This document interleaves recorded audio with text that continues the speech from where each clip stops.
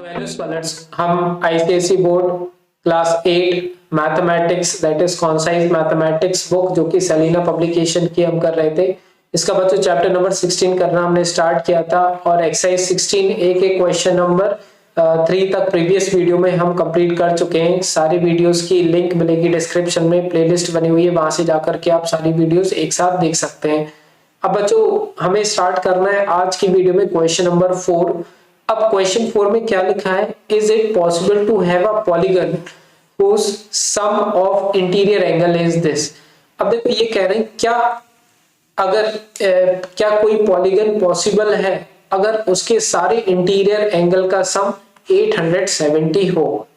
तो बेसिकली हमें क्या करना है, जो हमने फॉर्मूला पढ़ा था sum of all interior angle of a polygon, वो लगा करके देखना है और उससे फिर n की वैल्यू निकालनी है। n की वैल्यू क्या होती है हमारी, नंबर ऑफ साइड। अब नंबर ऑफ साइड हमारी होल नंबर में आई, मतलब सॉरी नेचुरल नंबर में आई, जैसे 1 2 3 4 5 6, क्योंकि नंबर ऑफ साइड ऐसी हो सकती है ना, या तो एक साइड होगी या फिर 2 साइड होगी या 3 साइड होगी।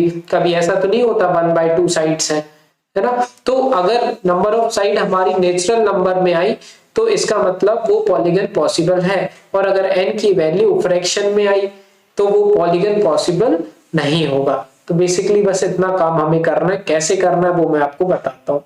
सबसे पहला जो पार्ट है हमारा, उसमें बोल रहे हैं कि 870 डिग्री है सम ऑफ ऑल एंगल्स।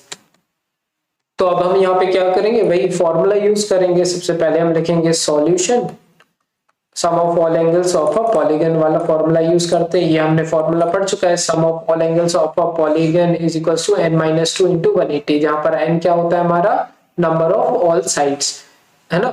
सो अब यहाँ पे sum of all angles of a polygon की वैल्यू ऑलरेडी इन्होंने 870 दे रखी है, तो हम यहाँ पे 870 लिख देंगे और बाकी का एज इट इज लिख देंगे n-2 मल्टीप्लाई बाय 180 डिग्री।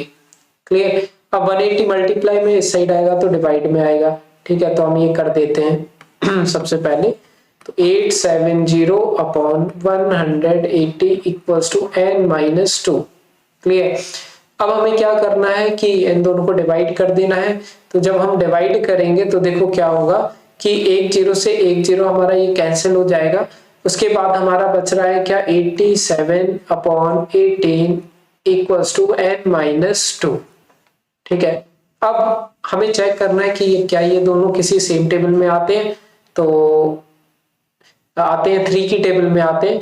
तो ये हो जाएगा 3 से काटेंगे तो 3 6 18 नीचे वाला, और ऊपर वाला काटेंगे तो 3 2 6 7 8 3 9 27।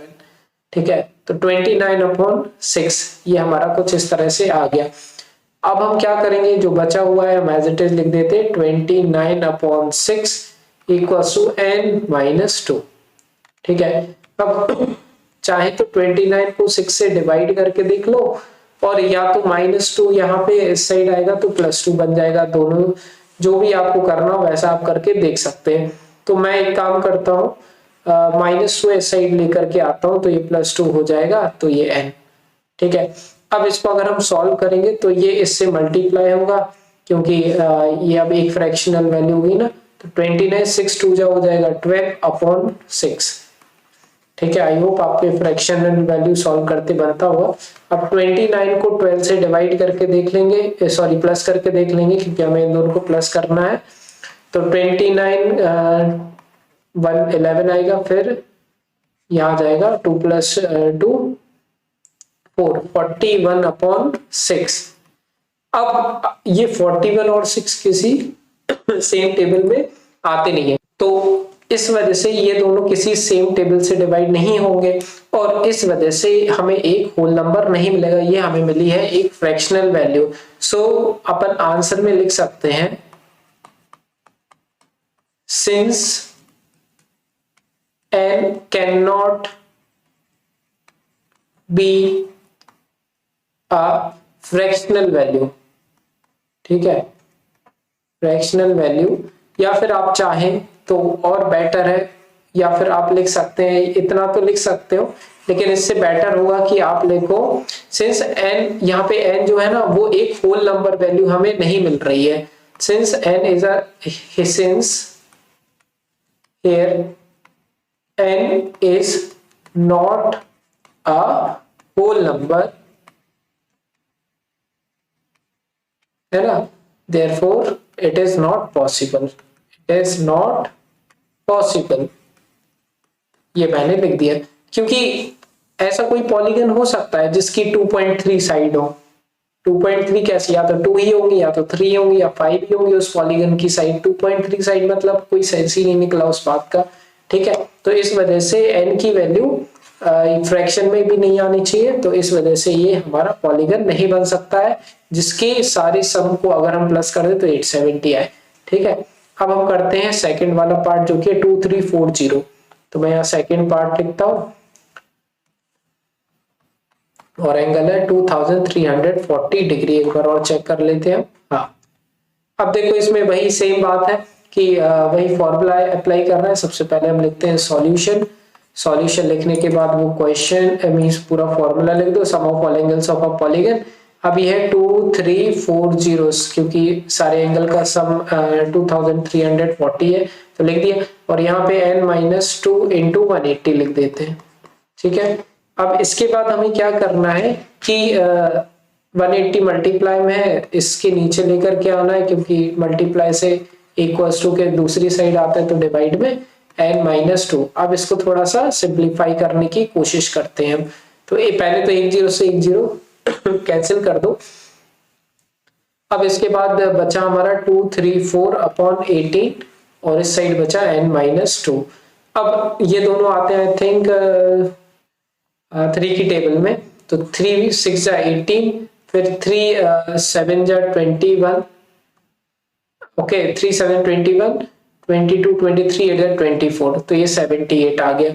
अब ये दोनों फिर से करते हैं। अब हमारा क्या बच रहा है 78/6, और यहाँ पे तो n-2 तो चल ही रहा है। अब ये दोनों 6 की टेबल में आते हैं, तो 6 1 जा 6, फिर 6 1 जा 6, 6 3 जा 18, तो अल्टीमेटली मेरा बच रहा है 13 इज इक्वल टू n-2, ठीक है। अब ये -2 है, इस साइड आएगा तो +2 हो जाएगा, तो ये क्या बन जाएगा 13 + 2 इक्वल्स टू n, ठीक है।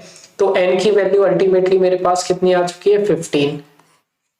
अब नंबर ऑफ साइड 15 हो सकती है क्योंकि 15 साइड वाला पॉलीगन मैं बना सकता हूँ, ये आप जानते हैं, है ना, पॉलीगन हम कैसे बनाते हैं। तो yes, since the value of n is a whole number, therefore yes a polygon of side 15 is possible. या फिर हम आंसर लिखना चाहें तो डायरेक्ट क्या लिख दो, यस बस लिख दो, बस क्या लिख दो, यस। तो ये हो गया हमारा सेकंड पार्ट। अब हम करते हैं बच्चों थर्ड पार्ट। देखो थर्ड पार्ट में क्या दिया हुआ है हमारे लिए 7 राइट एंगल्स। 7 इन्होंने डायरेक्ट एंगल का मेजरमेंट ना देते हुए हमें थोड़ा घुमाया है, तो थर्ड पार्ट में बोल रहे हैं कि 7 राइट एंगल्स, ठीक है। तो हम जानते हैं एक राइट एंगल में सॉल्यूशन लिखते हैं, एक राइट एंगल में कितने डिग्री रहता है 90 डिग्री, तो 7 राइट एंगल में कितना रहेगा, तो मैं लिख देता हूं 7 right angles is equals to 90 multiply by 7, क्योंकि एक राइट एंगल 90 डिग्री के इक्वल होता है, तो 7 राइट एंगल 90 इंटू 7, तो 9 7 जा 63 और एक 0 लग जाएगा, तो 630। तो अल्टीमेटली हमने निकाल लिया सम ऑफ ऑल एंगल्स। अब हम लगा देते हैं वही वाला formula sum of all angles वाला, sum of all angles of a polygon. अब ये वैल्यू जो दी हुई है 630, ये सम ऑफ ऑल एंगल्स की है, तो हम यहाँ पे 630 लिख देते हैं और n-2 into 180 as it is लिख देते हैं। अब ये जो 180 है ये प्लस में इधर आएगा तो डिवाइड में होगा, सॉरी मल्टीप्लाई में इस साइड आएगा तो डिवाइड में हो जाएगा, तो 630/180 इक्वल्स टू इस साइड बचेगा सिर्फ n-2। क्लियर, इन दोनों को आप सॉल्व करो तो 1 0 से 1 0 ये कट जाएगा, बचा हमारा 63/18 इक्वल्स टू n-2। क्लियर, अब ये दोनों आते हैं हमारे 3 की टेबल में, तो 3 6 जा 18, 3 2 जा 6, 3 1 जा 7, है ना, सॉरी 3 2 जा 6, 3 1 जा 3। अब इसके बाद 21 और 6 दोनों आते हैं 3 की टेबल में, तो फिर से काट देते हैं, 3 2 जा 6 और 3 7 जा 21। क्लियर, अब इसके बाद बचा हमारा क्या, अल्टीमेटली हमारा बच रहा है 7/2 plus sorry 7/2 equals to n-2, है ना। अब ये -2 है, ये उस साइड जाएगा तो प्लस में हो जाएगा, तो हम यहाँ पे क्या लिख देते हैं +2। अब हमें क्या करना है इक्वल्स टू n। अब इनका एलसीएम वगैरह ले लो, तो 7 और ये 2 और 2 मल्टीप्लाई होगा तो 2 2 जब 4, 7 + 4 और नीचे यही वाला अकेला 2 लिखा रहेगा तो 2 लिख दिया और इक्वल्स टू n।